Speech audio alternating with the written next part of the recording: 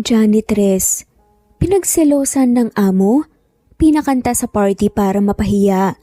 Pero bakit biglang naiyak ang matandang doon sa kinanta ng dalaga? Tunghaya natin ang kwento ng buhay ko mula sa pagiging janitress hanggang sa maging apo ako ni Don Cesar. Dahil sa selos ay pinagmalupitan ng kanyang amo si Maylene, nagawa pang ipahiya sa isang event na siyang naging daan para makilala at muling makita ng Don ang matagal nang nawawalang apo. Simulan natin ang kwento. Maylene, doon ka na sa CR, ilang minuto na lang magbubukas na ang restaurant pero marumi pa rin ang CR. Ano na lang sasabihin ng mga customers dito sa restaurant ko? Pabulyaw na utos nga ni Yen sa janitress na si Maylene. 2 years graduate ito sa college ngunit nauwi lang sa pagiging janitress sa restaurant ni Yen. Mahirap kasi para sa kanya ang makahanap ng trabaho sa kumpanya o iba pang trabaho na pasok sa tinapos niya. Kaya pasalamat na nga lamang siya na mayroon siyang trabaho kahit pa hindi maganda ang trato sa kanya ng boss niyang si Yen. Sige po ma'am, lilinisin ko. Magalang na nga lamang niyang sabi bago kinuha ang panglinis, saka nagtungo sa CR ng restaurant. Umagang umaga ay basa na nga kaagad ang uniform niya, ngunit hindi niya yon alintana. Tulungan mo nga ang mga crew sa pag-ayos ng upuan. Hindi yung tutunga-tunga ka lang dyan pagkatapos mong maglinis ng CR. Muling utos nga sa kanya ni Yen. Tumango na nga lamang siya at lumapit sa mga kasamahan para tumulong. Sumapit ang lunchtime. Nasa may likod sila ng restaurant at doon kumakain. Libre nga ang tanghalian, nasa likuran naman tayo ng restaurant kumakain. Napapailing na reklamo nga ng isa sa kasamahan nila. Hayaan mo na at huwag ka nang maingay dyan. Baka marinig ka pa ni Ma'am yan eh. Patay tayo niyan. Singit naman ang kasamahan nilang si Dirk, isang waiter. Naku, kung hindi ko lang talaga kailangan ng trabaho, alis ako dito. Ikaw Maylene, paano mo natitiis yung ganoong trato sa'yo ni Ma'am Yen? Panay ang utos sa'yo, hindi pa kita nakitang nagpahinga. Natigilan siya sa pangunguya ng kinakain at napatingin na nga lamang sa kanyang mga kasamahan nang tanungin siya. Kailangan ko kasi ng pere eh. Kaya kahit ganoon tiis lang muna dahil may gabi naman para makapagpahinga. Napailing na lamang sa kanya ang mga kasamahan. Bumibilib sa kasipagan niya. Muli siyang natigilan nang tumunog ang cellphone niya. Hudyat na may nag-text. Nang tignan niya, si Jack ang nag-text katrabaho niya rin ito at hapon pa nga ang pasok. Kumain ka na ba? Gusto mo bang dalhan kita? Sakto maaga akong papasok ngayon. Magta-type pa nga lamang sana siya ng reply nang mag-ring ang cellphone niya. Napatawag ka. Magre-reply pa lang sana ako eh. Ang bagal mo kasing mag-type kaya tinawagan na kita. Kumakain kasi ako. Kasama ko ang mga katrabaho natin. Huwag ka nang magabalang magdala. Hindi naman sila ganoon ka-close ng lalaki, kaya hindi niya alam kung bakit simula nang makuha nitong number niya kahapon. Panay na ang text nito at tawag mula ngayon. Sige, sa susunod na lang. Pagtapos ay basta na nga lamang nitong pinatay ang tawag, kunot ang noong tinignan naman niya ito. Sino yan? Agad na tanong nga ni Bea sa kanya. Agad naman niyang itinago ang cellphone. Wala, si Jack lang. Tudyuhan naman ang mga kasama niyang sunod na narinig na siyang pinagtaka niya. Anong status niyo ni Jack? Tanong naman ng isang kasamahan niya. Paano naman kami magkakaroon ng status? Kinikilala ko pa lang doon at hindi kami ganun ka-close. Hi girl, hindi pa ba? Panina nga lapit at saka papansin sa'yo ni Jack. Ang manhid mo naman. Sad pa nga ni Bea. Napapailing na nga lamang siya at napabuntong hininga. Wala kasi ako panahon sa ganyan at wala pa talaga yan sa isip ko eh. Ewan ko sa'yo, kapag ikaw nagkagusto doon at nagustuhan na niya si Ma'am Yen, ewan ko na lang sa'yo. Tama, hula ko kaya pa na yung utos at mainit ang ulo sa'yo ni Ma'am Yen. dahil mas nakuha mo ang atensyon ni Jack kesa sa kanya na panay ang papansin. Huwag ka namang masyadong maingay, Dirk. Baka marinig ka, masisanti pa tayo niyan. Damay-damay pa. Sada man ni Bea. Hindi na lamang siya pinansin ng mga ito. Samantala, ayaw naman mag-assume ni Maylene, isa pa ay wala naman siyang gusto sa lalaki. Wala nga ba? Kasalukuyan siyang naguhugas ng plato nang may tumabi sa kanya. Nang lingunin niya, napakunot na nga lamang ang noon nang makitang si Jack nga ito. Anong ginagawa mo? Waiter ka, hindi ba? Hindi ka naman janitor kagaya ko. Trabaho rin ba ng janitor ang paghuhugas ng pinggan? Tanong pabalik naman ni Jack. Nakangiti ito, labas ang malalim nitong biloy sa magkabilang pisngi. Kaya kong mag-isa, doon ka na tumulong. Sada nga lamang ni Maylene. Sa halip na makinig si Jack, ay inagaw pa nga nito ang hawak niyang plato at ito na ang nagpatuloy nun sa paghuhugas. Napailing na nga lamang siya at tumabi dahil kinuha na nga ng lalaki ang dapat ay trabaho niya. Nang oras na ng uwian, matapos magligpit, ay pinatawag sila ng amo nilang si Yen. Magkakaroon ng event bukas at kukunin nila ang restaurant ko bilang tayong mag-aasikaso sa mga pagkain. Kaya umayos kayo. Lalo ka na Maylene. Huwag kang pakalat-kalat at papansin. Gawin mo nang maayos ang trabaho mo, janitors ka na nga lang. Baling nga nito sa kanya, may kinayuko na nga lamang ni Maylene. Naramdaman niyang may tumabi sa kanya at nang lingunin nga niya ito nakita niya si Jack na seryosong nakatingin sa harapan kung nasaan si Yen. Natulos siya sa kinatatayuan nang akbayan siya ng lalaki. Nang tumingin siya sa harap ay masama na ang tingin sa kanya ng kanilang amo na si Yen. Alisin mo nga yung kamay mo sa balikat ko. Matapang at palaban naman sa ni Maylene. Sapat na para marinig nito. Ngunit sadyang matigas talaga ang ulo ni Jack. Bakit? Nahihiya ka ba? Hindi siya nakasagot sa tanong nito. Ang totoo kinakabahan siya dahil lang sa simpleng dikit nito sa katawan niya. Uwian na at kasalukuyang nang naglalakad si Maylene papunta sa may kanto at nagabang ng masasakyan. Sana may jeep pa. Mahinang bulong niya sa sarili bago na pabuntong hininga. Wait! Saad nga ni Jack. Natigilan siya nang marinig ang boses ng lalaki. Sinara ko lang yung restaurant, iniwan mo na ako? Tumigil siya sa paglalakad at hinarap nga ito. Bakit? May sinabi ka bang hintayin kita? Hindi ka man lang nag-insist. Gusto pa naman kitang makasabay. Hindi ako manghuhula. Mataray na sa ni Maylene. Sabay nag-iwas nga ng tingin at nagpatuloy sa paglalakad. Agad namang sumunod sa kanya si Jack. Sa jeep ka rin ba sasakay? Sabay na tayo. Pangungulit pa nga ng lalaki. Sa halip na sumagot, nagpatuloy lang siya sa paglalakad. Animang walang narinig. Nang nasa may sasakyan na nga sila, ay sakto namang may dumaang jeep. Nangakmang pasakay na nga siya, ay todo alalay naman sa kanya si Jack hanggang sa makaupo sila. Ano bang kailangan mo sa akin? Matari na sa ni Maylene kay Jack. Pinigilin niya ang sariling mainis. Hindi siya sanay na may dumidikit sa kanya na hindi naman niya alam ang malinaw na intensyon. Masama bang makipagkaibigan sa'yo? Sad pa nga sa tanong ng lalaki. Napabuntong hininga siya at sumandal sa kinaupuan. Walang masama sa pakikipagkaibigan mo sa akin, pero sana siguraduhin mong yun talagang intensyon mo. Seryosong sabi ni Maylene. Natagalan naman bago tumango si Jack sa kanya. Nilinaw na niya habang maaga pa. Dahil wala talaga siyang planong makipagligawan o mag-boyfriend. Breadwinner kasi siya ng pamilya. Siya na lang ang inaasahan ng mga magulang na kumupkop sa kanya. Kaya mas focus siya sa pagtatrabaho kesa sa pag-ibig. Pwede bang magtanong? Biglang saad nga ni Jack. Sige lang, ano bang itatanong mo? Bakit tilag ka kung sakaling may manligaw at saka magkagusto sa'yo? Simple lang.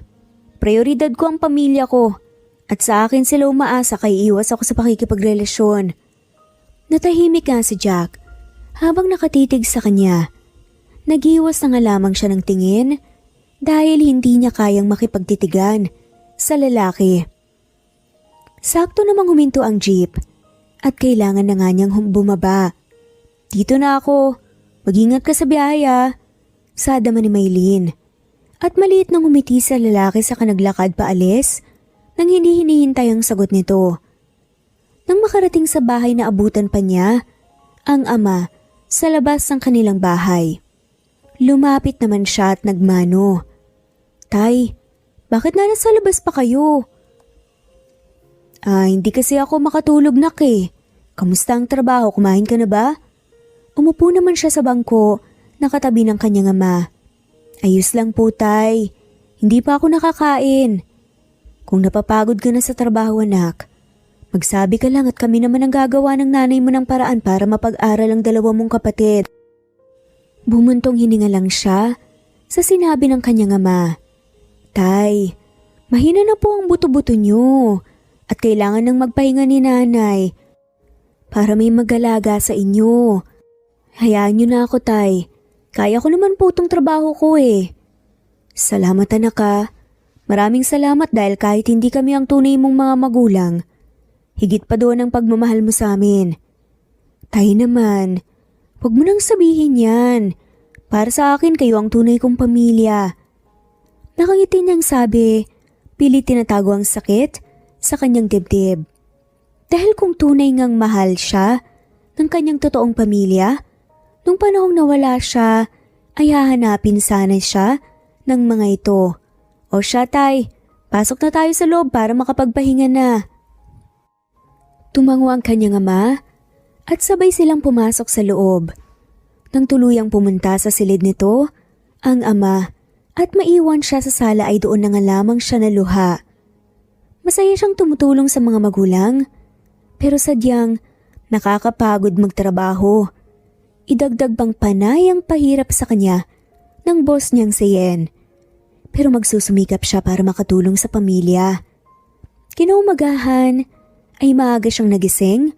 Ang sabi sa kanila ay pumunta muna silang lahat sa restaurant at sabay-sabay na ngang magpupunta sa venue ng pupuntahang event. Mabutit hindi ka late dahil kung oo at mas naunahan ka ni Ma'am Yen sa pagdating malamang sa malamang pag-iinitan ka na naman noon. Mahinang bulong sa kanya nang kasama pagkarating. Mabuti lang pala at nakahabol ako sa jeep. Sakto namang dumating ang boss nilang si Yen nang kumpleto na nga sila. Halos magkasunod lang itong dumating at si Jack. Teka, sabay sila? Mahinang boses nga na tanong ng kasama niya. Napatingin naman si Maylene sa pwesto ni Jack at Yen. Ewan ko, hayaan mo na lang sila. Sad na nga lamang nito. Inayos nila ang mga gagamitin at nilagay sa sasakyan. Jack, sa akin ka na sumabay.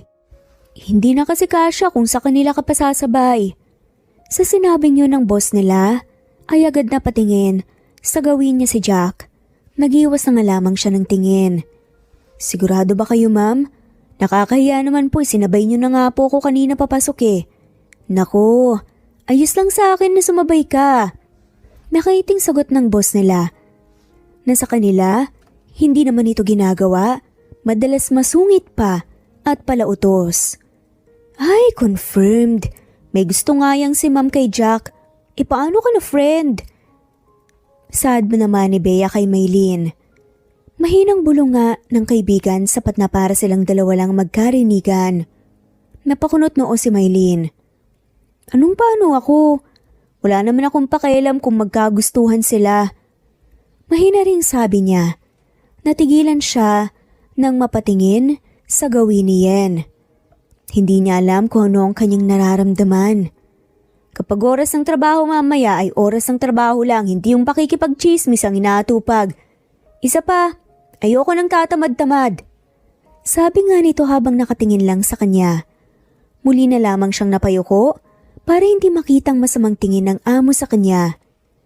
Samantala, isang charity event ang magaganap Nang makarating sila, maraming tao, maraming mayayaman ang dumalo. Dahil sa kanilang mga crew ay siya ang janitress, nagsimula na nga siyang alisin at linisin ang nakikitang kalat. Bukod sa janitress ay naging waitress na rin siya. Tumulong siya sa pagsaserve ng inumin at pagkain sa mga bisitang umaagaw ng kanilang pansin. Maylin! Mahina naman, ngunit mariin, natawag ng lalaki. Agad siyang napalingon rito at nakangiti, dahilan para sumilay ang mapuputi nitong ngipin at biloy sa pisngi. Inaamin niya gwapo ito kaya naman siguro may gusto rito ang boss nilang si Yen. Nasa isang tabi na nga sila dahil mukhang magsisimula ng event at hindi magandang pakalat-kalat sila. Bakit? Malamig na sad na nga lamang ni Maylin. Mabuti naman nahanap kita. Kanina pa kita hinahanap eh. Napakunot noon si Maylin. Bakit mo naman ako hinahanap? Isa pa, nandito lang naman ako. Sad ng babae. Sinamahan ko kasi si Ma'am Yen. May mga kinausap pa siyang kakilala dito sa event. Tumango siya dahil hindi na nga niya alam ang sasabihin. Gusto ko sanang sumabay sa inyo kanina. Ang kaso inaya ako ni Ma'am. Nakakaya naman kung tatanggihan ko. Hindi mo naman kailangan tanggihan. At walang masama sa pagsama mo sa kanya dahil inaya ka. Magsasalita pa sana ito nang biglang magsalita sa harapang MC. Good day everyone! Nag-enjoy naman ba ang lahat? So to start this event, may I call the founder of this charity event, Honorable Don Cesar Montefalco. Nagsipalakpakan ng lahat ng nandoon at tumigil lamang nang umakyat ang isang matandang lalaki sa stage. Bakas sa mukha at postura nito ang sopistikado at magandang lalaki nung kabataan nito. My pleasure to be here with you all. Masaya rin ako at nakadalo ako sa ganitong klase ng charity event. May mga sinasabi pa nga ito bago nagpasalamat at bumaba. Napansin ni Maylin na lumapit dito si Yen. Nang makaupong muli ang matandang iyon, may pinag-usapan ng dalawa at saka natawa marahil dahil sa biruan. Kalaunan umalis nga si Yen at pansin niyang papunta na ito sa gawin nila. Hindi niya alam kung anong hire-react. Kailangan ng entertainment para hindi maboard ang mga bisita. So I suggest to Don Cesar na ikaw, Maylin, ang kakanta sa stage. Sad nga ni Yen. Dahil ang akala nga nito, walang alam sa pagkanta si Yen. Pero dahil kinakabahan ng laki ang mga mata ni Maylin, habang nakatingin sa boss niyang si Yen, nang sabihin nito yun. Po? Ako po ba? Baka nagkakamali po kayo. Gulat niyang tanong, naramdaman naman niya ang kamay ni Jack sa kanyang braso, kaya napatingin siya dito. Bigla naman yata yan, ma'am. Pagtatanggol pa nga ni Jack kay Maylin. Yes, at hindi ako pwedeng mapahiya kay Don Cesar, kaya gawin mo na ang utos ko, Maylin. Charity event naman to, makakatulong ka pa. Napayo ko na nga lamang siya at hindi siya makakalusot dito, lalo pa at boss niya ang nagutos. Pakasisantihin nga siya nito, pero nahihiya siya. Ano namang alam niyang kanta? Ma'am, ako na lang po. Okay naman ako kumante. Sada man ni Bea para ipagtanggol naman si Maylin. Nakahinga siya sa isiping ligtas na nga siya nang sumingit ang kaibigan ngunit sinamaan lamang ito ng tingin ni Yen. Shut up. Ang gusto kong kumanta sa stage ay si Maylin. Gawin mo kung anong gusto mong trabaho pa bukas. Maring sabi nito sa kanya. Saka nagmamarch ang iniwan nga sila para bumalik sa pwesto nito. Pwede ko pang mas pakiusapan si ma'am. Kaya mo bang gawin talaga ang sinasabi niya? Marahang tanong sa kanya ni Jack. Hindi naman siya kaagad nakasagot. Gusto ka talagang ipahiya ni Ma'am Yen eh. Halata naman hindi ka payag pero pinilit ka niya. Napailing na nga lamang si Maylin. Hayaan mo na. Wala rin naman akong magagawa eh. Magsasalita pa nga sanang mga kasama niya nang muling umakyat sa stage ang MC. At para naman maaliw o magising ang ating mga dugo, We have a special number galing sa isa sa mga staffs ng may-ari ng restaurant na kinuha natin para sa ating masasarap na pagkain. Let's welcome Miss Maylene! Napakagat labi na nga lamang siya nang mariin halos bumuon nga ang sariling ngipin sa labi. Hiyang-hiyang nararamdaman niya. Pero mas mapapahiya siya kung hindi siya aakyat. Isa pa, mawawalan siya ng trabaho. Kaya walang choice, kundi ang maglakad siya patungong stage at umakyat. Huminga siya ng malalim, may pumasok nga sa kanyang isip at kailan may hindi nga niya makakalimutan ang kantang yon. Magandang araw po sa inyong lahat. Hindi man ako ganoon karunong sa pagkanta. Sana magustuhan niyo po ang pahiwatig ng bawat lyrics na kakantahin ko. Ngumiti nga ng tipid sa mga tao. Huminto ang tingin niya sa matandang Don na tahimik lang ring nakatingin sa kanya. Nagsimula siyang kumanta at ang napili niyang kantahin ay ang You Are My Sunshine. Yun kasi ang madalas niyang napapanaginipan at paborito niyang kanta. Nang matapos ang kanta ay mabilis niyang inabot sa MC ang microphone at bumaba. Ayan, salamat sa heartfelt na kanta, nakaka-warm naman ng malamig na puso. Biro nga ng MC na ikinatawa nga ng karamihan. Akala ko pa naman ay bibirit ka pa ng taas ng tono ng kanta. Ay wait, napatayo nga si Don Cesar. At kahit siya'y nagulat nga nang tumayo ang matandang Don at sinalubong siya ng yakap. Natigilan siya at parang binuhusan ng malamig na tubig nang maramdaman ang familiar na pakiramdam sa yakap nito. Bakit po? Nang sa wakas ay nagkalakas nga ng loob para magsalita, ay nagtanong siya. Tuon lang din humiwalay ang Don sa pagkakayakap mula sa kanya. Naalala ko sa kanta mo ang madalas kong kantahin sa aking apo. Sa hindi malamang dahilan ay nakaramdam siya ng kirot sa kanyang dibdib nang makitang umiiyak ang Don. Ang sopistikado nga nitong itsura ay biglang nawala at napalitan ng lungkot. Pasensya na kung emosyonal ako. Naalala ko lang talaga ang apo ko na matagal nang nawawala. Thank you for your song. You remind me of her. Nahihiyaman siyang ngumiti ay tumango na nga lamang ito. Walang anuman po. Kung nasaan man po ang apo ninyo, sigurado akong namimiss at naalala rin po niya kayo. Ngumiti rin sa kanya ang matandang Don. I hope so, Iha. At sana bumalik na rin siya sa amin. Tumango na nga lamang siya dahil hindi na alam ang sasabihin. Mauna na po ako, Don Cesar. May trabaho pa po ako eh. Hindi ako bisita rito. Gusto pa sana kitang makakwentuhan but I understand may trabaho ka. I hope we meet again soon. Tumango na nga lamang ulit siya at nagpasalamat sa kaumalis. Dahil ang totoo, nahihiya siya dahil maraming nakatingin sa kanila. Pagkarating pa lamang niya sa kanyang pwesto, ay mabilis nga siyang sinalubong ng boss nilang si Yen na masama ang tingin sa kanya. Anong mga sinabi mo kay Don Cesar, ha? Sinisiraan mo ba ako sa kanya? O sumisip-sip ka na naman? Baka nakakalimutan mo kaya ka nandito ay dahil sa akin at sa trabaho. Sunod-sunod ditong paratang at sumbat sa kanya na siyang ikinagulat naman ni Maylene. Dahil malayong-malayo naman ang nangyari sa ginawa niya at sinasabi nito, hindi naman po sa ganun, ma'am. May sinabi lang po si Don Cesar tungkol po sa apo niya. Wala po akong ibang sinabi o ginawa. Paliwanag nga niya sa kalmadong tono kahit muli na namang napapahiya sa maraming tao dahil nakakuha na naman siya ng atensyon. At talagang sasagot ka pa? Inis ngang sabi ni Yen bago siya iniwan.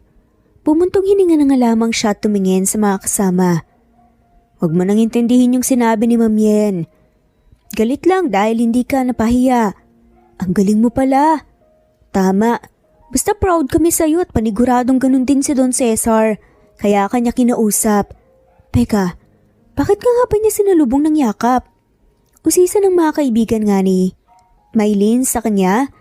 Si Jack naman na natiling tahimik. sa kanyang tabi. Ang sabi niya, naalala niya sa akin ng apo niya dahil sa kanta, dahil madalas daw nitong kantahin yun sa batang apo niya noon. Napatango-tango na nga lamang mga to sa sinabi niya at sakto namang napalingon siya kay Jack. Ayos ka lang ba? Napakunot nga ang noon niya sa tanong nito.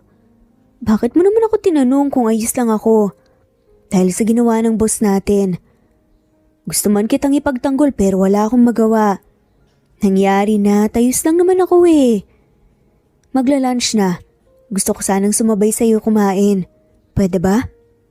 Agad siyang nagalangan sa sinabi nito kaya naman napatingin siya sa mga kasama na nakatingin na rin nang mapanukso sa kanila ni Jack.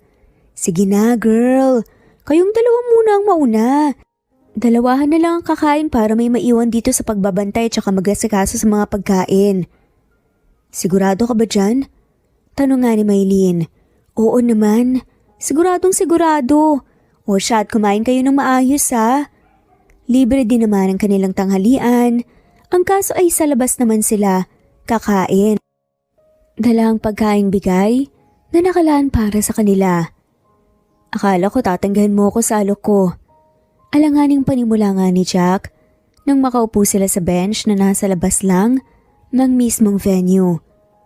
Bakit naman ako tatanggi? Kakain lang naman tayo. Grabe, hindi ko alam na ganito ka straightforward magsalita. Alam mo proud ako sa'yo dahil nagawa mo pa rin na i-defend yung sarili mo sa kalmadong paraan kahit na pinagsalitaan ka ni Mamian ng ganoon. Sad nga ni Jack habang nakangiti. Sa kanya ako nagtatrabaho, kaya syempre rerespeto ko siya. Bakit ayaw mo bang lumipat sa iba? Kung gusto mo pwede kitang samahan kung gusto mong lumipat sa ibang trabaho. Napailing si Maylene. Wala nang ibang tatanggap sa akin. At bakit mo naman ako gustong samahan? Natigilan naman ito at nag-iwas ng tingin. Ang dami mong sinasabi. Kumain na nga lang tayo. Kalaunan ay sabi nga niya dahil sa katahimikan. Pareho at sabay nga silang nananghalian hanggang sa matapos at wala rin silang imik hanggang sa makabalik sa loob. Natapos ang event at pati nga sila ay bumalik na sa restaurant para maglinis ng mga ginamit at magligpit. Pinagpapasalamat niyang naiwan pa doon si Yen. Hindi siya nito masisigawan o mapagsasabihan at kahit papaano ay ligtas ang tenga niya sa masasakit nitong salita. Ay naku, nakakapagod. Reklamo nga ng kasama niya. Sinabi mo pa, dapat nga i-double pay tayo dahil may ganitong event. Kung masapian ng mabuting anghel si Mamian baka pwede pa. Singit nga ni Jack na ikinatawa naman ng dalawa. Napailing na nga lamang siya sa usapan ng mga to. Nang matapos sila sa pag-aayos, ay inilak na nga rin ng kasama niya ang restaurant. Kagaya kagabi, kasabay na naman niya sa paglalakad si Jack. Sasabay ka na naman? Tanong nga ni Maylene habang nakakunot noo. Hindi niya maiwasang tanungin nang makasakay sila sa jeep. Bakit bawal ba? Umiling lang siya at hindi na sumagot pa. Hindi ba? Sabi ko kahapon gusto kitang maging kaibigan. Kaya ngayong kaibigan na kita. Asahan mong palagi akong nakasunod sa'yo. Wala akong choice suminti? Ngising sa naman ni Maylene. Siyempre wala kang choice. Natatawang sagot naman ni Jack. Nakangiti nga ito. Akmang sasagot siya nang biglang promeno nang malakas ang driver dahilan para mauntog nga siya. Naging dahilan yon para sumakit ang ulo niya at kumirot ng matindi. Samantalang ganun kalakas ang pagkakauntog. Ayos ka lang ba? Nasugat ka ba? Nag-aalalang tanong nga nito sa kanya. Hindi niya magawang umiling dahil sa kirot ng kanyang ulo. Hanggang sa may mumunting memorya ang lumitaw sa kanyang isip. Isang matanda na kinakantahan nga ang batang babae habang natutulog hanggang sa mapunta sa senaryong nasa dagat sila at nagkagulo. Malabo ang lahat sa kanyang isip ngunit napaka-familiar sa kanya. Pawisan siya nang unti-unting kumalma ang pananakit ng ulo. Hey Maylene, nag-aalala na ako. Dalhin ba kita sa ospital? Bakit ka umiiyak? Nagtaka naman siya sa tanong nga nito. Ayos lang ako. Umiiyak? Hindi ako umiiyak. Tanggi niya at sinipat pa nga ang sariling pisngi. Basa na nga ito dahil sa luhang mula sa kanyang mga mata. Totoo ngang umiiyak siya. Sigurado ka bang ayos ka lang? Tanong pa nga ni Jack. Tumango naman siya at bahagyang ngumiti para tumigil ang pag-aalala sa kanya. Hanggang sa makauwi siya, ay palaisipan pa rin sa kanya ang alaalang lumitaw sa kanyang isip. Tungkol ba yun sa nakaraan niya? Agad siya nakatulog dahil sa pagod ng makauwi sa kanilang bahay. Muli siyang dinalaw ng alaala kanina sa kanyang panaginip. Mas malinaw na ngunit palaisipan pa rin. Kinaumagahan nagising siya sa ingay mula sa kusina. Nag-uusap ang kanyang mga magulang. Hindi niya ugaling pakinggan ang usapan ngunit dahil sa kuryosidad ay nakinig siya. Kung mahal siya ng pamilya niya, hindi siya iiwan ng mga to sa dagat noon. Pero sana binalik natin siya, kahit sa mga pulis. Sayang ang buhay niya dapat ay para sa kanya. Ngayon, nagpapakahirap siya para higapang tayo sa hirap. Saad nga ng tatay. Hindi natin yun kasalanan. Kasalanan yun ng mga taong nang iwan sa kanya. Yung mga totoong magulang niya. Nung nakita natin siya, duguan ang ulo niya at halatang pinahirapan sa dulong parte ng dalampasigan. Hindi man natin alam ang nangyari. Bakit hindi siya hinanap ng pamilya na, diba? Napailing nga ang tatay niya. Mali pa rin. Itinago natin siya. Malaki na si Maylin at hindi rin natin sigurado kung yun ba talaga ang pangalan niya. Naawa tuloy ako sa kanya. Hayaan mo na. Hindi ko alam din ang gagawin ko. Napamahal na ako sa batang yan. At hindi ko alam kung paano ko pa siya maibabalik sa totoong pamilya niya. Hindi niya maiwasang, hindi mapaluha sa narinig. Siya ang pinag-uusapan ng mga magulang. Alam niyang ampun siya ng mga ito. Ngunit hindi niya alam na ganun pala siya natagpuan ng mga kinikilalang magulang. Nakatira sila noon sa malayong probinsya. At hanap buhay nila ang pangingisda. Simula nang makilala siya, ay lumipat na sila rito sa Manila at para na rin maipagamot. Noon ay wala siyang maalala maski ang sariling pangalan. Talaga ako? Nangihinang tanong niya. Nang araw na yon ay nahuli nga siya sa trabaho. Kaya nang makarating ay matalim, natitig niya ang sumalubong sa kanya. Bakit ka late? Kaltas sa sweldo mo ngayong buwan. Mahigpit kong pinagbabawal, bawal malit. At ang lakas talaga ng loob mong malit. Sumusuway ka talaga. Masungit na saad nga ni Yen. Pasensya na po, ma'am. Hindi niyan may babalik ang oras ng late mo. O siya, mag-mop ka na, tugasan mo ng mga pinggan na nasa loob. Punasan mo na rin lahat ng malilinis na plato. Gusto kong matapos mo kaagad yun, kasalanan mo. Dahil late ka. Salubong nga ang kilay na utos pa nga sa kanya ng boss niyang si Yen. Tumango lamang siya at hindi na nga sumagot pa. Kagaya ng utos ay isa-isa nga niya itong sinunod. Natigilan siya sa pagmamap nang may magabot nga ng bottled water. Gulat naman siyang nagangat ng tingin sa taong may hawak noon. Anong ginagawa mo rito? Salamat sa tubig.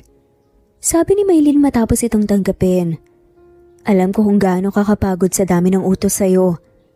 Kaya inuin mo na yan para mapawi man lang ang uhaw mo. Salamat ulit ah. Sige na, balik ka na doon. Baka mapagalitan ka. Wala rito si Ma'am Yen. Lumabas. Ihinto mo muna yan para makapagpahinga ka. Ininom niya ang binigay nga nitong tubig. Ang kaninang uhaw niya ay nawala. Salamat pero ayos lang ako. Hindi ganun ang nakikita ko. Mamaya sabay ulit tayo sa tanghalian. May dala akong pagkain. Nagabala ka pa. May bibigay naman para sa lunch eh. Dessert ang dinala ko. Wala naman silang binibigay na ganun. Napangiti na nga lamang siya at napailing. Wala talaga siyang laban sa lalaking to.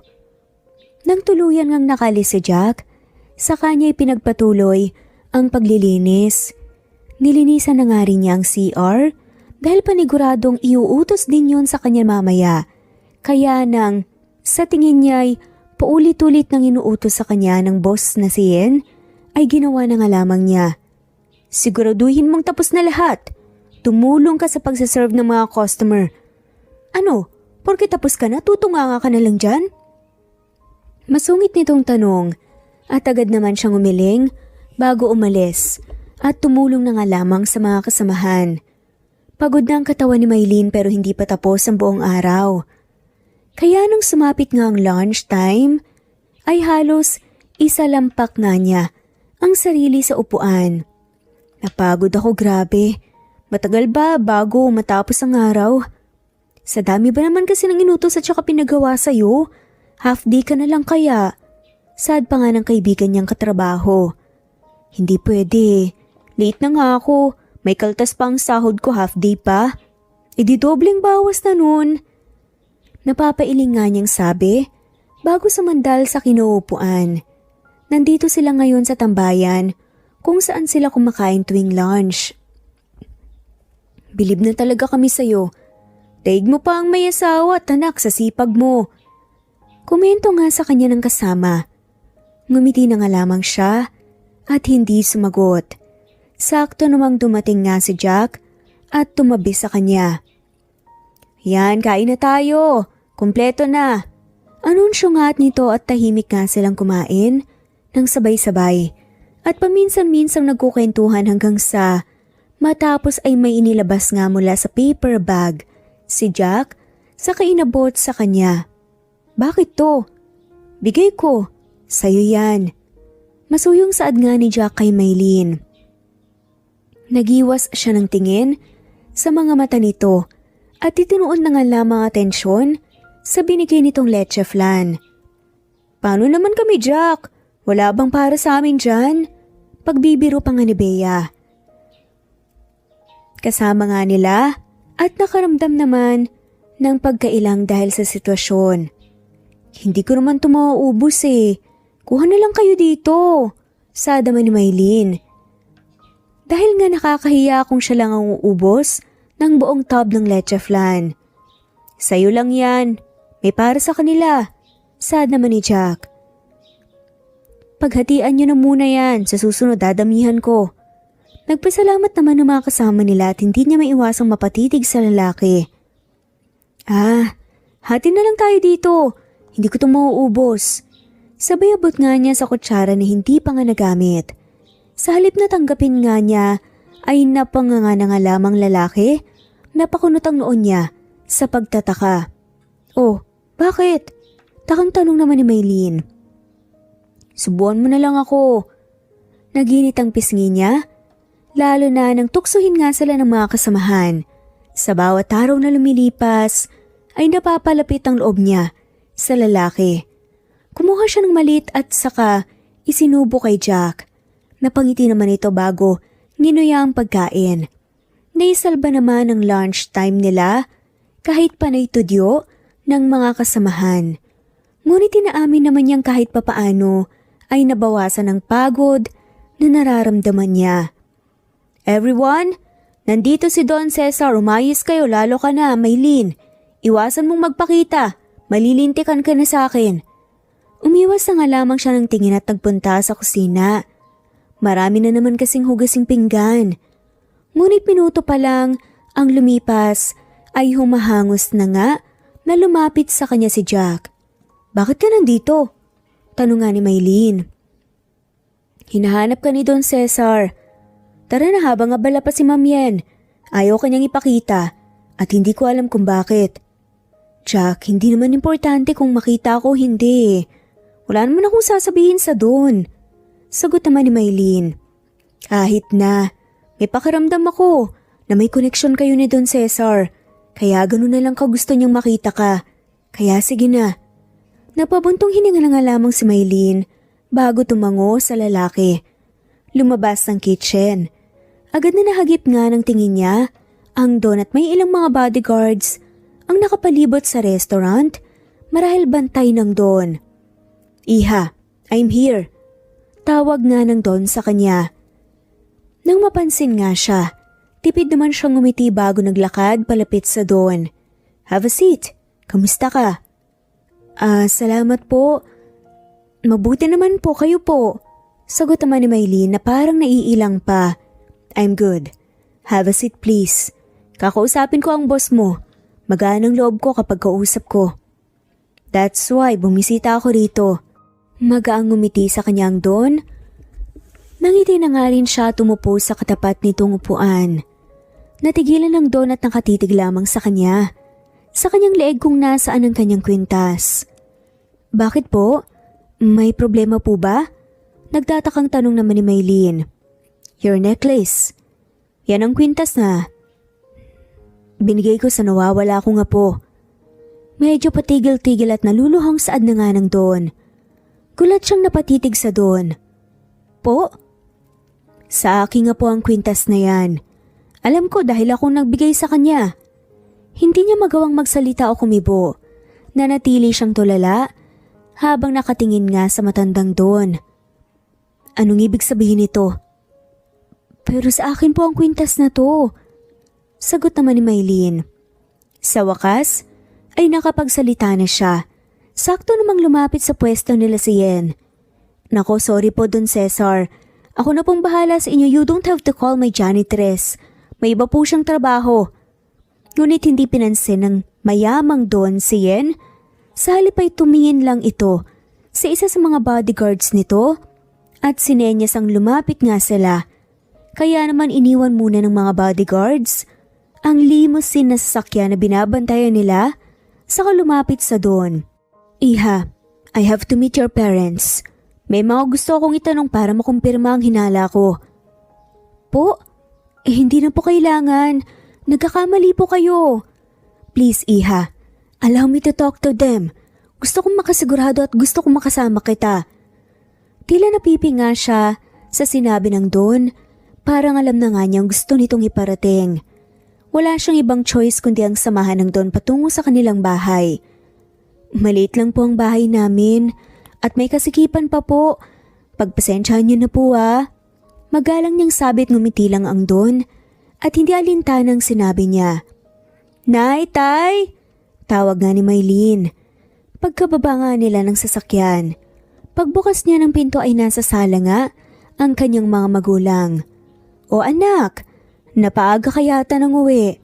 Tay, may kasama po kasi ako. Tumabi naman sa kanyang matandang Don. Magandang araw po, sino po sila? Ano pong kailangan nyo? Bati naman ang kanyang ina. Ngumiti lamang ang matandang Don bago tumingin sa kanya. May I come in? Gusto ko sana kayong formal na makausap tungkol sa apo kung matagal nang nawawala. Nagkatinginan ng kanyang mga magulang. Kapwa alamang ibig sabihin ng matanda. Napayo ko na nga lamang siya. Napaka-imposible lahat ng nangyari ngayon. Hindi siya makapaniwala. Hindi na ako magpapaligoy-ligoy pa. Nakita ko ang kwintas na personal kong iniregalo sa aking nag-iisang apo ng bata pa ito. At nakita ko itong suot ng inyong anak na si Maylene. Gusto kong itanong kung totoo bang anak niyo siya? Huwag niyo sanang mamasamain. Palatandaan ko ang kwintas na yun dahil personal lamang yun na pinagawa para sa aking apo. Mahabang katahimikan nga ang nangyari. Hanggang sa magsalita ang kanyang ama. Kinupkop lang po namin si Maylene nang makita po namin siya sa dalampasigan. At walang malay. Hindi namin siya totoong anak ngunit tinuring namin siya na parang sa amin. Anong ibig mong sabihin? Tanong nga ng Don. Dugoon siya nang makita namin at walang malay. Kaya ipinagamot namin siya at paggising walang maalala.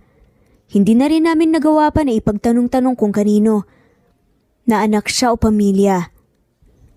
Mahinahon ngunit madamdaming kwento nga ng kanyang ama. Pinigilan naman ni Maylene ang sariling mapaluha dahil sa naririnig tungkol sa kanyang pagkatao.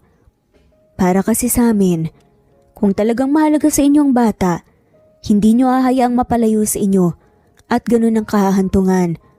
Wala kaming nabalitaan na may batang pinaghahanap kaya kinupkop na lamang namin siya at itinuring na parang totoong anak.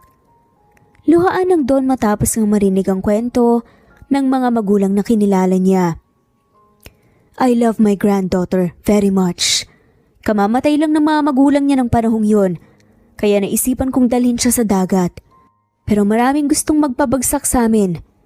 Dinakip ng mga hindi kilala ang aking apo ng araw na yon at hindi ko alam na hindi siya tuluyang kinuha at ganun ang sinapit niya. Sinubukan ko siyang hanapin dahil siya lang ang tanging mayroon ako pero nabigo ako. Lumuluhang kwento nga ng doon na parabang basag na basag at kinikimkim nga nito ng maraming taon yun. Kalaunan ay hinarap na nga siya nito at niyakap ng mahigpit. Ang apo ko, ikaw ang apo ko, bumalik ka na, ang tagal kang hinanap at hinintay ni Lolo. Nang humiwalay nga ito sa kanya, sa pagkakayakap ay hinaplos nga ng matanda ang kanyang buhok. Yung kinakanta ko sa iyo noon, yun ang kinanta mo nung nagkita tayo sa event, naalala mo ako kahit papaano, apo. Hindi ko po alam ang sasabihin ko. Masyadong mabilis po kasi ang lahat eh. Sad naman ito. Pigil ang emosyon niyang sabi. Pasakit ng pasakit ang kanyang ulo dahil sa bigat ng emosyon na kanina pa niya pinipigilan. Dahil sa mga sinabi ng Don ay dumagsa ang mga nakaraang alaala. Napahawak siya sa kanyang ulo at halos sa bunutan ng sarili sa sakit nun hanggang sa tuluyan siyang mawala ng malay. Nang magising siya ay nakahiga na sa isang malambot na kama at panay puti ang paligid. Nang makita niya ang dextrose ay napagtanto niya kung nasaan siya, sa ospital. Inalala niya ang nangyari kanina, kung paano makita ng Don ang kwintas niya at isiping siya ang nawawalang apo hanggang sa magtapat ang mga magulang niya at sabihin ng Don na siya nga talaga ang tunay na apo. Matapos nun ay sunod-sunod ang alaala na lumitaw na ikinasakit ng kanyang ulo at mawala ng malay. Muli siyang napaluha sa bigat ng dibdib. Nakakaalala na ako. Naalala ko na. Mahinang sabi niya sa sarili bago pinahid nga ang luha. Sakto namang bumukas ang pinto at bumungad si Don Cesar na ngayon nakangiti sa kanya. Mabuti naman na po at gising ka na, kamusta ng pakiramdam mo? Maayos naman po, Don Cesar. Medyo nahihiya pa nga na sa Ate Maylene. Huwag mo kong tawaging Don. Can't you still remember kung ano ang tawag mo sa akin? Lolo? Yes, yan nga po. Nakuhanan ka kanina ng blood sample dahil gustong makasiguro ng mga kinikilala mong magulang kung tunay nga kita nga po. And the result is 99.99%. Kamag-anak kita at apo kita. Pwede ko po bang bisitahin si Mommy at Daddy? Tanong naman ni Maylene. Sure, Iha, bibisita tayo sa kanila sa oras na makalabas ka na. From now on, sa mansyon ka natitira. Natahimik nga siya sa sinabi ng matanda. Paano na lang ang pamilyang kumupkup sa kanya? May pakiusap po sana ako sa inyo, Lolo. Ano yun na po? Magsabi ka lang. Pwede po bang ilipat niyo sa mas maayos po na tirahan ng pamilyang umaruga sa akin? Bigyan niyo rin po sana sila ng maliit na pagkakakitaan o negosyo. At tulungan pong bumili ng gamot. Ngumiti sa kanya ang Don at ginulo ang buhok niya. Malaki na talaga ang prinsesa ko, yun lang ba? Gagawin ko ang hiling mo. Tumango naman siya at maliit na ngumiti. Maraming salamat po. Nang tuluyan siyang payagan ng doktor na lumabas, ay dumiretso nga sila sa mansyon. Nalulang nga siya sa lawak at laki. Nagmistulang asyenda sa lawak ng lupain kung saan nakatayo ang mansyon. Lahat ng nakikita mo, apo, ay sayo dahil ikaw ang kaisa isang tagapagmana ko.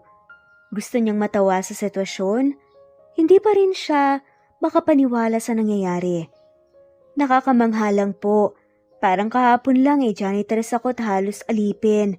Hindi ko alam na mala prinsesa pala ang buhay ko. Anong ibig mong sabihin na po? Ganun ba ang trato sa'yo sa trabaho? Agad lang siyang umiling at tipid ng umiti.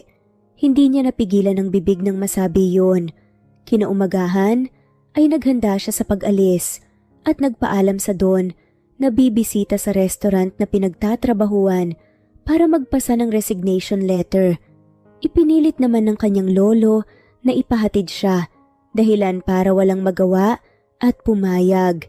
Nang makarating at pumasok sa loob ay agad niyang nakita si Jack. Kumaway ito sa kanya at mabilis na lumapit. Mabutit nandito ka na. Kanina ka pa hinahanap ni Ma'am Yen. Papapagalitan ka na naman nun. Ano nga palang nangyari kahapon? Naglala ako sa'yo. Susundan sana kita kaso hindi naman po pwede. Ayos lang. Nasaan nga pala si Ma'am Yen? May sasabihin sana ako sa kanya. Mahinahong saad naman ni Maylene. Nasa opisina niya. Teka, ano yung papel na hawak mo? Resignation letter ko. Ipapasa ko lang. Bumakas nga ang lungkot at gulat sa magagandang mata ni Jack. Iiwan mo na kami? Bakit biglaan naman yata? Bibisita pa rin naman ako eh. Kung may trabaho na ako, babalikan kita. Kayo rito para isama sa bago kong trabaho. Nakangiting sabi niya, hindi maitatangging sa maikling panahon na palapit ang loob niya kay Jack at itanggi man niya o hindi ay may nabuo na siyang pagtingin para dito ngunit hindi pa rin iyon sapat para umamin siya ng nararamdaman para sa lalaki. Nagpunta siya sa opisina ni Yen sa loob lang rin ng restaurant. Abat sa wakas, nandito ka na! Matapos mong umalis nang walang paalam kahapon at basta na lang sumama kay Don Cesar, may gana ka pa talagang pumasok ngayon? Higit sa lahat, late pa. Saan ka kumukuha ng lakas ng loob, ha? Kakaltasan ko ulit ang sahod mo. Masungit na bungad nga ni Yen. Galit nitong saad nga sa kanya. Nanatili naman siyang kalmado, hindi siya nga ang taong palaaway at makikipagsabayan sa init ng ulo. Pasensya na kahapon. Emergency lang dahil sa may inayos na importante. Hindi ako nandito para magtrabaho. Isa pa, hindi niyo na kailangan kaltasan pa ang sahod ko. Ngumisi naman si Yen sa kanya. Dahil sa inyo na po lahat ng sahod ko para sa buwang to. Seryosong sabi niya na ikinanganga ni Yen. Inilapag naman niya ang resignation letter sa mesa nito. Salamat sa pagtanggap sa akin. Sa sunod na balik ko, hindi na bilang tauhan mo, kundi bilang customer mo, ma'am. Mahinahong saad naman ni Maylene. Hindi na niya hinintay ang sagot ng tulala niyang dating boss. Basta na lang siyang umalis at hindi nagpaalam. Nakasalubong pa niya ang dating mga kasama. Ipinaliwanag niya ang pagpasa ng resignation letter. Natuwa naman ang mga ito, ngunit nalungkot rito dahil sa pagalis sa Maylene. Hanggang sa muli, Jack. Babalikan kita rito, promise yan. Hindi ko alam ang anumang detalye tungkol sa'yo. Pero maghihintay ako. Maylene, hindi lang dahil bilang kaibigan mo kundi bilang nagkakagusto at maniligaw mo. Natigilan siya sa huling linyang sinabi nito. Hindi siya makapaniwala sa pagtatapat nito. Sa kabila ng kumpronta niya, na ayaw pa nga niyang mag-boyfriend, umaasa pa rin ang lalaki sa kanya. Sana sa pagbalik ko, nandyan pa rin yung nararamdaman mo para sa akin. Nakangiting sabi niya bago nagpaalam at lumabas ng restaurant. Halos isang buwan ang lumipas, maraming nagbago kay Maylene, ang pananamit at buhay niya. Hindi siya sanay sa simula dahil sa karangyaan ngunit kalaunan ay nasasanay na rin. Nabisita na rin niya ang puntod ng mga yumaong magulang. Ngayon ay mayroon na siyang sariling sasakyan. Balak niyang bumalik sa restaurant na dating pinagtrabuhan bilang janitress. May gusto lang siyang balikan. At ngayong maayos na ang lahat, ang kanyang isip at puso, handa na siyang magmahal at handa na siyang harapin ang nararamdaman para kay Jack. Teka, ikaw na ba yan, Maylene? Gulat at halos patiling bungad nga sa kanya ng dating kasamahan at kaibigan. Sa restaurant, ngumiti siya para tumango. Oo, ako nga. Saad nga ni Maylene. Grabe, naloka sa'yo ah. Ang laki ng pinagbago mo. Mas lalo kang gumanda. Nga pala, bakit ka nandito? Salamat ah. Nandito ako para kay Jack. Nandito ba siya? Pumasok ba? Agad namang naglikot ang mga mata ng kaibigan na ipinagtaka niya. Basta girl, nasa office siya ni Ma'am Yen, pinatawag kanina. Sagot nito bago nagmamadaling nagpaalam at umalis. Nagtataka man ay nagpunta siya sa office ng dating boss. Nakaawang ang pinto kaya medyo kita ang loob. Natutop niya ang bibig sa nadatnan. Hindi niya magawang gumalaw sa kinatatayuan. Hindi niya napigilang mapasinghap dahilan para matigilan ng dalawang naghahalikan at mapatingin sa gawin niya. Maylin? Gulat na kumpirma ni Jack nang makita siya. Agad nitong itinulak si Yen at masamang tiningnan. Bago pa ito muling magsalita, ay tumalikod na siya at nagmamartiyang naglakad. Palayo na agad namang humabol si Jack. Maylin, sandali! Hintayin mo ko! Habol nga nito ngunit hindi niya pinakinggan hanggang sa makarating nga sila sa labas ng restaurant. Akma na sana niyang bubuksan ang pinto ng sasakyan nang may humigit sa braso niya at hinila siya paharap. Ano ba? Bitawan mo ko, Jack! Hayaan mo akong magpaliwanag. Hindi yun ganun ang iniisip mo. Please, maniwala ka. Kunwari siyang natawa bago marahas na inalis ang kamay nito na nakahawak sa kanya. Niloloko mo ba ako? Anong hindi yun ganun sa iniisip ko, ha? Anong gusto mong isipin ko? Halikan lang na magkaibigan? Hindi ito yung inaasahan kong madadatnan ko. Alam mo bang handa na akong sabihin na tumamin sa'yo na gusto rin kita? Ang kaso, hindi ko pa nasasabi sinira mo na ang tiwala ko sa'yo. Hindi niya maiwasang magtaas ng boses. Masyado siyang pinangungunahan ng emosyon niya. Hindi ko ginusto yun, okay? Pinatawag niya ako sa office niya at pumunta naman ako dahil akala ko importante yon tungkol sa trabaho. Nalaman ko may gusto siya sa akin at nagulat na lang ako nang bigla niya akong halikan. Yun lang yun, paniwalaan mo naman ako, Maylin. Naghintay ako sa'yo dahil sabi mo babalik ka. Wala akong gusto kay Ma'am Yen, kaya hindi ko gugustuhin makipaghalikan sa kanya. Dahil ikaw lang. Ikaw lang ang gusto ko at wala nang iba pa. Natigilan siya sa sunod-sunod na sinabi nito. Parang bombang sumabog sa harapan niya ang bawat sinasabi nito. Hindi niya magawang kumurap. Diritsong titig lang ang nagawa niya habang nakikinig dito. Hindi pa man siya nakakasagot ay siniil na siya ni Jack ng halik sa labi para naman siyang binuhusan ng malamig na tubig sa ginawa nito. Jack.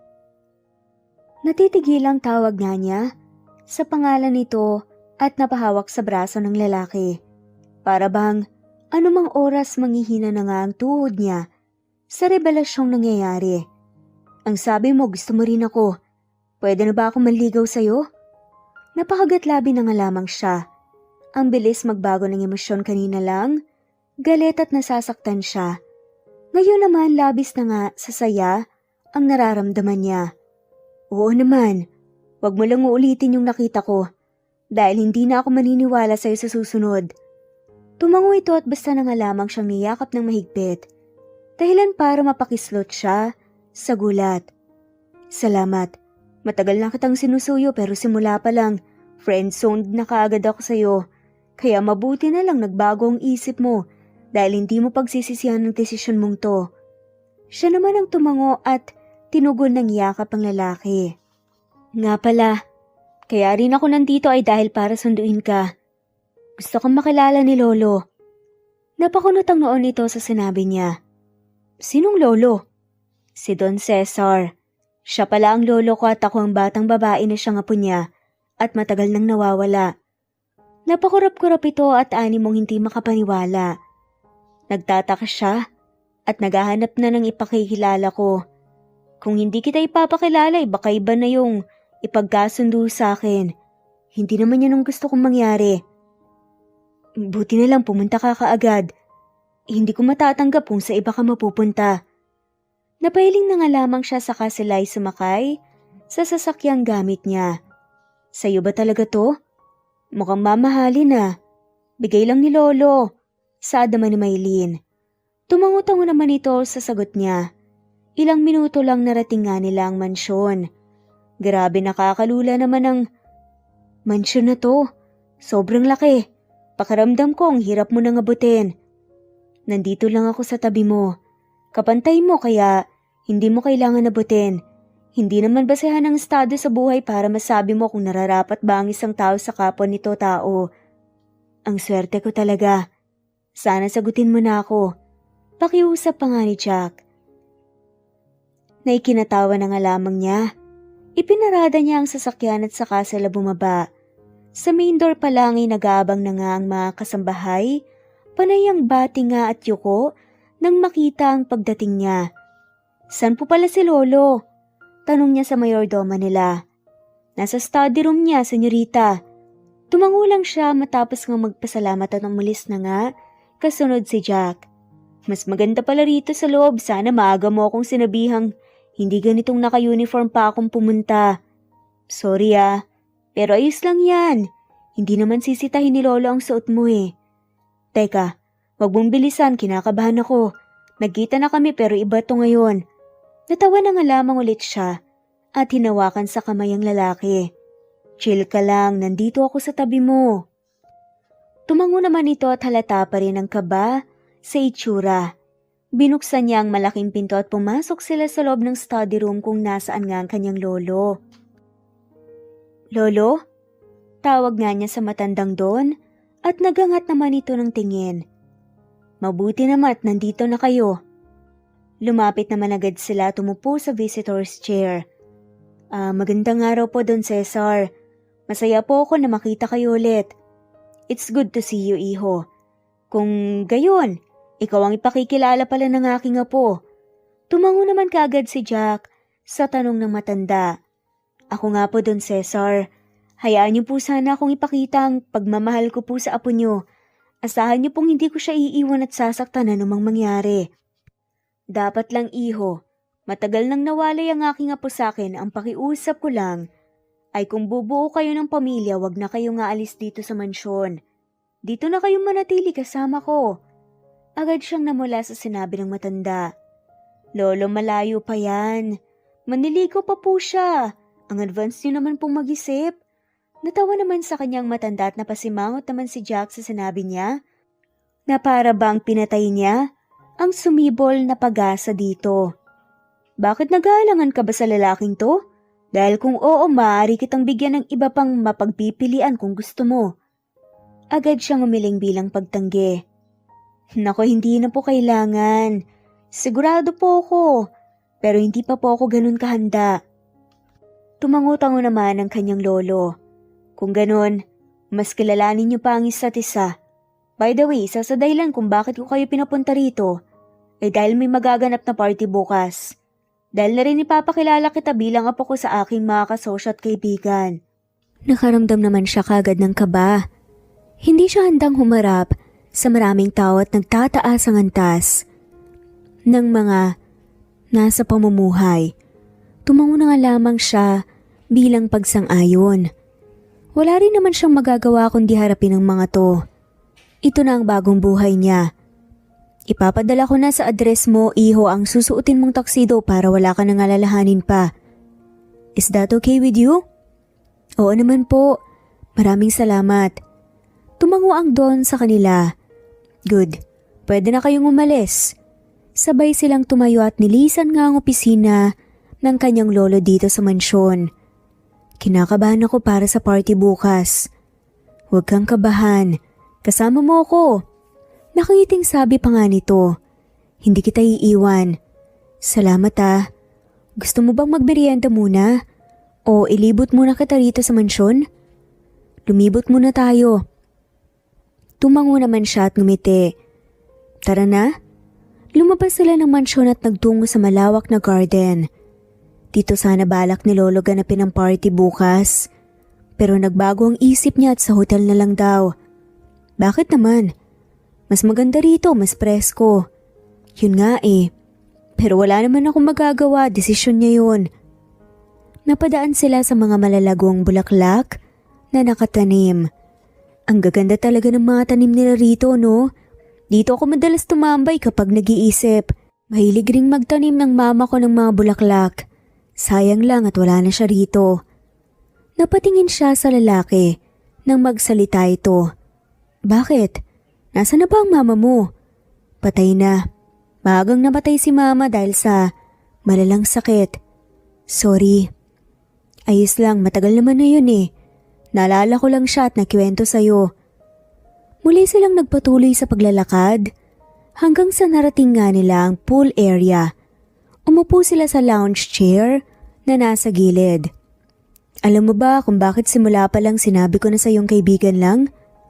Umiling naman si Jack na nasa kanyang tabi. Tahimik itong nakatitig nga sa kanya na para bang anumang oras ay mawawala siya. Dahil kailangan kong magtrabaho para sa pamilyang kumupkup sa akin. Silang priority ko noon, kaya hindi ko maisip na magkanobyo ako. Isa pa, natatakot akong baka masaktan lang ako. Maiintindihan ko naman at makakapaghintay ako. Pero humahanga ako sa'yo sa dahilan mo. Natahimik na nga lamang siya matapos noon. Kung wala kang gusto kay Yen, bakit madalas kayong magkausap noon? At minsan kanyang sinasabay. Matagal na akong kilala ni Ma'am Yen. Ang totoo niyan, magkaklase kami nung high school. May kaya ang pamilya niya, hindi gaya ng sakin, kaya high school lang natapos ko. Paano kayo nagkita? Naghanap ako ng trabaho noon. Saktong sa restaurant niya pala ako nag-apply. Dahil kakilala niya ako, tinanggap kaagad ako. At doon kita nakilala. Mas nauna ka sa akin ng ilang buwan. Pasasalamat ko rin at natanggap ako doon kahit janitress lang. Dahil kailangan talaga ng tatay ko at mga kapatid ko ng pera pambili ng gamot at pambaon. Pagkukwento pa nga ni Maylene. Hindi ka lang maganda. Napakabait mo pa. Kaya mas nagugustuhan kita eh. Hinay-hinay at baka may magkagusto sa'yo na kasing yaman mo. Ano namang laban ko doon? Banat pa nga ni Jack. Ang dami mong sinasabi. Tara na nga, magmerienda na tayo. Paniguradong luto na ang pinahanda ko. Sabay silang naglakad pabalik sa loob ng mansyon. Sa dining ay nakahanda na nga ang carbonara cake at juice. May handaan ba? Natawa na lang siya at umupo. Si Jack naman ay inunang kumuha ng platito at pinaghain siya. Hindi niya tuloy maiwasang hindi matuwa sa simpleng ginawa nito. Nang sumapit na ang hapon, ay napagdesisyonan ni Jack na umuwi na. Gusto niya sanang ihatid na lang ito, ngunit sadyang ayaw na nitong maabala siya. Kaya naman driver na lang nila ang naghatid dito. See you bukas, mag-ingat ka. Nakangiting paalam pa nga niya. See you din bukas. Hintayin kita, doon na tayo magkita. Nginitian niya lang ito at kumaway nga bilang paalam. Nang makaalis ito ay sakto namang dumating ang kinuha ng lolo niya na maghahanda para sa susuotin niya. Sa kabilang banda, nakatanggap ng invitation si Yen mula kay Don Cesar. I can't believe na may imbitahan ako sa ganitong kalaking occasion. I'll make sure na ako ang pinakamaganda. Tuwang-tuwa niyang sabi matapos mabasa ang laman ng invitation. Ang sabi niya dito, ipapakilala na nga ng Don ang matagal na nawawala niya nga po ngunit walang pangalan. Naku, ang swerte naman pala ng apo ni Don Cesar. Sana ako na lang yun. Pero dahil hindi, kukunin ko na lang ang loob ng Don at gagawing kasosyo sa restaurant ko. Parang wala nga sa sariling kausap niya. Walang kaalam-alam na ang tagapagmana ng pinakamayamang Don ay ang babaeng inalila niya sa kanyang restaurant nang maging janitress ito.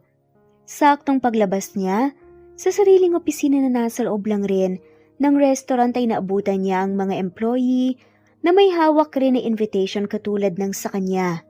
At saan galing yan? Invited din kayo? Salubong ang kilay na tanong pa nga niya. Sa isip-isip niya paano nangyari yun. Dapat ay siya lang ang imbitado dahil siya ang boss. Yes ma'am. Pinadalhan din po kami. Masayang sagot na nga lamang nito sa kanya na ikinairap lang niya. Saka tinalikuran nga ang mga trabahante. Napaismid na nga lamang nang palihim ang lahat pagkatalikod niya. Sa kabilang banda, kinaumagahan hindi mapakali si Maylene habang nakatingin sa isusuot niyang gown. Hapit yun sa kanyang katawan at litaw rin ang kanyang likuran. Senyorita, kakain na po, hinihintay na po kayo ni Don Cesar sa baba. Katok ng kasambahay sa kanyang pinto. Huminga siya ng malalim sa kamuling tinignan ang isusuot. Good morning nga po, kamusta ang tulog mo? Maayos naman po. Iniisip ko lang po yung party mamaya. Naku, wag mong problemahin yun na po. Mag-enjoy ka lang. Dahil para sa'yo talaga ang party na yun, isa pa. Hindi ka maiilang inimbitahan ko ang mga naging kaibigan mo sa trabaho maging ang boss mo. Natigilan nga siya at nagulat nga. Po? Totoong ginawa niyo po yun? Gulat nga niyang paninigurado, mas lalong hindi siya handa na makaharap ang dating boss niya, na si Yen. Lalo pa at ang huli nga nilang pagkikita ay nung nahuli nga niya silang dalawa ni Jack na naghahalikan. Of course, Apo. Ibinigay ko na ang imbitasyon sa kanila kahapon. I hope they'll come. Pipi siyang nanalangin na sana kahit yung dating mga katrabaho na nga lamang niyang magpunta. Nang sumapit ang bandang hapon, dumating na nga ang makeup artist at stylist niya. Inayusan siya at pinagbihis ng nakahandang gown para sa kanya. Girl, chin up, okay? You look so very pretty kaya. Dapat chin up and feel the confidence. Pagpapalakas nga ng loob sa kanya ng isa sa makeup artist. Nang tignan niya ang salamin kung saan kita ang refleksyon niya, napatitig na nga lamang siya sa sarili. Ang inosenteng muka ay ngayon nabahiran nga ng pagiging sopistikada. Bumagay sa suot nga niyang royal blue na maraming maliliit na diamanteng nakadikit. Ewan ko na lang kung anong masabi nila kapag nakita ka. Nakangiting komento nga sa kanya lang ng makeup. Thank you for making me pretty. Hay naku, maganda ka talaga. Ang totoo nga niyan, hindi naman ganun kakapal ang makeup na nilagay ko sa'yo. Still, salamat. Hindi nagkamali si Lolo sa pagguha sa inyo bilang artist. Nakangiti niyang sabi at saka nagpaalam na para bumaba kung nasaan naghihintay na ang sasakyang maghahatid sa kanya sa venue, samantalang ang kanyang lolo ay nauna na roon sa hotel kung saan ito gaganapin. Saktong 6:00 ay nakarating sila sa venue, taas noo siyang naglakad sa red carpet, nakuha ang atensyon ng lahat. Let's all welcome my grandchild. Nagpalakpakan ng lahat, entrada pa lang, ay alam na nilang siya ang apo at dahilan kung bakit may nagaganap na pagtitipon. Ngumiti siya at nakipagkamay sa ilang mga sumalubong sa kanya. Napakaraming tao at halata mong may masasabi sila sa buhay. Hindi ko alam na ikaw pala ang apo na matagal nang nawawala ni Don Cesar. O baka naman nagpapanggap ka lang. Mapano yung tanong pa nga sa kanya ni Yen? Nang mapadaan siya sa gawin nito, saglit siyang huminto at bahagya itong nilingon. Wala ka rito kung hindi ako ang tunay na apo. Just enjoy this party and if not, just leave. Mukhang hindi natuwa ang babae sa sinabi nga niya dahil napasinghap pa ito. Janitress ka lang dati. Tagalinis, utusan, pero kung makapagsalita ka ngayon, porke yumaman ka na, ikaw pa rin ang dating Maylin na kilala ko. At sa tingin mo ba? Dahil mayaman ka na ay makukuha mo na sa akin si Jack? Ako ang nauna sa kanya kaya sa akin siya. Doon na nga niya itutuluyang hinarap, pinantayan nga masamang tingin na binibigay nito. Palagi mong sinasagad ang pasensya ko Kung kaya ka pumunta dito para mag-eskandalo, lumayas ka na. And to tell you, sa akin si Jack. Bakit? Dahil akong nililigawan at hinintay niya, hindi ikaw. Kaya wag mong ipagsiksikan at ipagpilitan ng sarili mo sa taong ayaw naman sa'yo. Kalmado bagamat, mariin niyang sabi sa babae. Namula ang mukha nito marahil sa galit o inis sa kanya. Akma na nga itong lalapit sa kanya nang may magsalita nga mula sa likuran niya. Excuse me, nandito ka na pala. Nag-CR lang ako pagbalik ko ang sabi, nandito ka na. Unti-unti siyang napalingon kay Jack, na ngayon nakangiti sa kanya. Jack, nandito ka dahil ikaw ang date ko, diba? Please, huwag mong sabihin sa akin na totoo ang sinasabi ng babaeng to. Well, kung ano man ang sinasabi niya, yun ang totoo. Hanggang kaibigan lang ang kaya kong ibigay sa'yo. Sana maintindihan mo. So if you don't mind, aalis na kami ng future girlfriend ko. Seryoso at may munting ngiti nga sa labing sabi ni Jack habang nakatingin sa kanya at nagalok ng kamay. Nakangiti naman niya itong tinanggap at sumama nga sa lalaki. Iniwan ng babaeng minsang nagpahirap sa kanya. Future girlfriend Birong tanong pa niya. Kung ayaw mo pwedeng future wife na lang. Ang advance mo namang mag-isip. Natawa na nga lamang ito at lumapit sila sa gawin ng kanyang lolo. Wow! You look good together. Bagay rin kayo. Kailan ba ulit ako magpapaparty para naman mag-announce ng kasal nyo? Pagbibiro pa nga ni Don Cesar. Lolo naman, matagal pa po yan. Mahinang bulong niya sa matanda na ikinahalakhak naman ito. Nagpatuloy ang party, may kanya-kanyang agenda ang lahat. Ang iba ay nagkakasiyahan, nag-uusap patungkol sa negosyo at iba pa. Jack, sa labas muna tayo? Alok nga ni Maylene nang mapagod sila sa loob. Kung yan ang gusto mo, alam ko namang gusto mo ako masolo eh. Pili yung saad pa nga nito kaya napailing na nga lamang siya. Nang makalabas ay umupo nga sila sa isang bench na nasa gawing garden. Ang ganda ng buwan at saka bituin. Malumani na saad nga ni Maylene. Para sa akin wala lang iba pang mas gaganda sa'yo. Lalo kang gumanda ngayon, Maylene. Dahan-dahan siyang napalingon dito.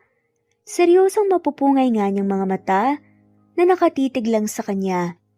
Jack, napagtanto kong ayoko nang patagalin pa ang panliligaw mo kaya gusto ko sanang sabihin na tumigil ka na sa panliligaw sa akin. Seryosong sabi niya bago bumuntong hininga. Bumukas naman ang lungkot sa gwapong mukha ng lalaki. Dahil sinasagot na kita. Naestatwa ito at nakatitig lang sa kanya. Tila hindi makapaniwala sa narinig. Natawa na nga lamang siya at mabilis itong hinalikan sa labi. Dampi lang para magpagising dito. Teka, ayaw mo ba? Pwede kong bawiin. Agad na umiling ang lalaki habang natatawa. Of course not. Sobrang saya ko. Hindi ako makapaniwala, hindi ko akalain ngayon ka mapapa sa akin. Napangiti na nga lamang siya sa sinabi nito. Siyempre naman, nung mga panahon na inaapi lang ako at inaalila, andyan ka. At hanggang ngayon, andito ka pa rin. Tinanggap mo ako sa kung sino ako. Magsimula tayo, Jack, hanggang sa mas mahalin natin ang isa't isa at bumuo ng sariling pamilya. Salamat sa pagtitiwala. Hindi kita bibiguin, pangako yan, Maylene. Saad naman ni Jack habang hawak nga ang magkabilang pisngi ng babae. Pagkatapos nun, ay siniil siya nito ng halik sa labi na agad naman niyang tinugon ng may ngiti. Hindi agresibo kundi marahan at punong-puno ng pag-iingat at respeto. Makalipas nga lamang ang 2 buwan, hindi na nga nagpatumpik-tumpik pa si Jack at nag-propose na nga siya kay Maylene. Nakuha naman ni Jack ang permiso ng lolo nito na si Don Cesar at wala na ngang masasaya pa sa nangyari. Ikinasal na nga sila at nag-honeymoon sila sa iba't ibang bansa at sponsored pa talaga ni Don Cesar. At dahil doon, nakabuo sila kaagad ng hindi lang isa, kundi 4 pa nga na anak. Quadruplets ang ibinigay na blessing nga sa kanila ng may kapal at habang buhay nga nila ipagpapasalamat ito dahil masasabi na nga nila na kompleto na nga ang kanilang pamilya. Isa na silang one big happy family. Namuhay sila ng masaya at matiwasay. Alam niyang marami pa nga silang pagdaraanan at isa pa lang ang sigurado nila. Kahit gaano kahirap, kakapit sila at hindi bibitaw sa isa't isa. At dito na nga po nagtatapos ang kwentong pagmamahalan ni Maylene at Jack. Maraming salamat po sa lahat ng mga walang sawang sumusubaybay at shout out po sa mga sumusunod. Jane, Lani Pardillo, Marlene Kayanan, Leonisa Azotes, D. Marie Ramos, Araceli Lilio Saria, Miras Channel, Raquel Epe, Gina Tutor, Jane, Hartley, Sunshine Sotalbo, Maricel Cabigon, Merlin Baroza, Gina Marayo, Merlin Rodel Obejero, Hans, Cecilia Comoda, Tahan Vlog, Merlin, Kuya Atok, Maria Merly Brogada, Marilu Cabantac, Filipina, Eileen, Mercedita San Jose, Lovina Galang, Lilian, Teresita de Jesus, Monina Aviles, Yula Pedrona, Romana Gorospe, Rosemary Vasquez, Marley, Lazaraga, Leonisa Azotes, Jocelyn Tancinco, Estelita Mahia, Ding Lege, Marisa de los Reyes Arroyo, Leia Paul Vinar, Steve the Music, Rain, Presbyteros Rose, Ostonalito, Alexa Ani, Matea Estrera, Agustina, Onaba Cogin, Jessica Vargas, Celine, Merlilyn Baroza, Annie Hoson, Elimana Lili, Mercy Villantes, Eli Evangelista Anderson, Eli Bitasolo of Italy, Ann Mariano, Fredelisa de Guzman, Carmencita Falcon, Merlin Bravo, Cecilia Ramos, Evangeline Zamora, Edralina Gatchoan, Marites Nitura, Agustina Niceto, Marian, Ann Aliflor, Lily Roda Barcial, Alma Ebdao, Minda Tandok, Flores, Melinda Sano, Thelma Mora, Juliet Panlilio, Edna, Elvie, Delia, Fenavares, Sally Lariano, London Villas, Danica Selga, Lani Pardillo, Teresita Schmid, Charlie, Nora Bell Evans, Roger, Lloyd Dasalon, Bella, Nelly Ortiz, Mary Rose Carillo Jesusa, Enday Samante, Enday Lebra, Yolanda Tejida, Honey Villasenor, Tessie, Marichan, Ann Mariano, Wilma Guzman, Gabrielio, Liu, Maria Rica Natividad, Melanie Juan, Anita Hernando, Teresita Arevalo,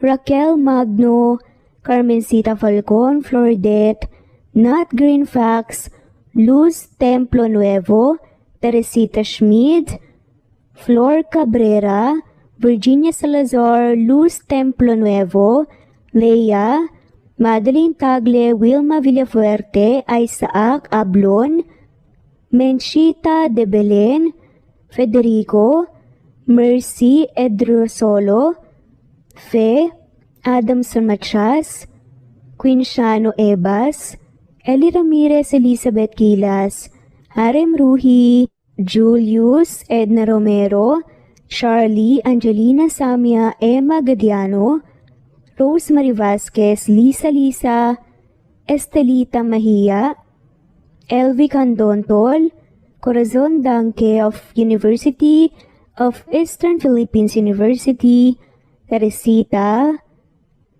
Neil Bacolor, Evangeline Zamora, Charlie Jane Clemente, Susan Upaga, Susan Rodrigo, Fred Deliza de Guzman, Juby Hernandez, Helen Murillo, Edarlina Fahil, Rosie, Juliet Kaday, Kuya Atok, Betty Losnong, Crescen, Susana, Tessie Rumbawa, Lovina Galang, Aida Jurado, Emily Kinlog, Mirna Hamero, Liz Berito, Gabrielio, One Spotify, Imelda Fortes of Columbus City, Larry Malapaya, Dance, Remy's Life Official, Ellie Evangelist Anderson, Choi Choi, Ri, Jasmine Baya, Jerowina Aquino, Emeguba, Marilyn Babula, Shane Villarmino, Beth Sardina, Gabriel, Nino Regidor, Mel Abrogar, Rosemary Vasquez at shoutout na rin po sa lahat ng mga walang sawang sumusubaybay. Maraming salamat po. Veronica Briseño, Violeta Murillo, Teresita, Teresa Bulie, Christine Flores, Nesbeth Anaban, Flor Salvalion, Kuwait, Raquel Labay, Kuya Atok, Lani Pardillo, Eva Violeta, Presbyteros Rose, Amy Regalado, Teresita, Res Cavilla Havana, Precious, Lilian Nobebe, Eli Evangelista Andersen, Marziel Arcillas, Rosemary Palaganas, Rose Martinito, Ding Liege, Alexa Gomez, Jomira Bueno, Amy Fenovares, Irma Emma, Lali Emralino, Tortillas Gaming, Matea Estrera, Annalie Flor, Rosemary Tinito, Rosemary Palaganas, Excelsis Tagala, Emily Kinlog, Rosemary, MM, Penning Escal, Neri Cabangon, Lucia Baldo, Rosemary Vasquez, Londono Villas, Faye, Rosemary, Angelo, Vicky Adlaon, Mercy Villantes, Rezeline Unday, Allen, Ace, Nino Regidor, Jeyo Cadtec, Escapades Matilda, Irma Valerio, Agustina Aniceto, Cecilia Alvior, Naitan Canada, Lily Roda Barcial, Eli Ramirez, Doris Day Pangan, Lynn Lee of Macau, Reyes, Rebecca Tezuka, Noel Macero, Rizalina Credo, Mitchie Karch, Romel Carion, Juliet Panlilio, Lynn, Merlilyn Zenny Marion, Wenoni Anya Lucas from Bacolod City, Merlina Aparata, Annalyn Nantes, Flordette, Lorena Utod, Faye, Anita Hernando, Rochan Rodriguez, Mary Rose Carillo Jesusa, Enday Samante, Enday Lebra, Yolanda Tejida, Honey Villasenor, Tessie, Marichan, Ann Mariano, Wilma Guzman, Gabrielio, Liu, Maria Rica Natividad, Nelani Juan, Anita Hernando, Teresita Arevalo, Raquel Magno, Carmencita Falcon, Flordette, Nat Greenfax, Luz Templo Nuevo, Teresita Schmid, Flor Cabrera, Virginia Salazar, Luz Templo Nuevo, Leia, Madeline Tagle, Wilma Villafuerte, Isaac Ablon, Menchita de Belen, Federico,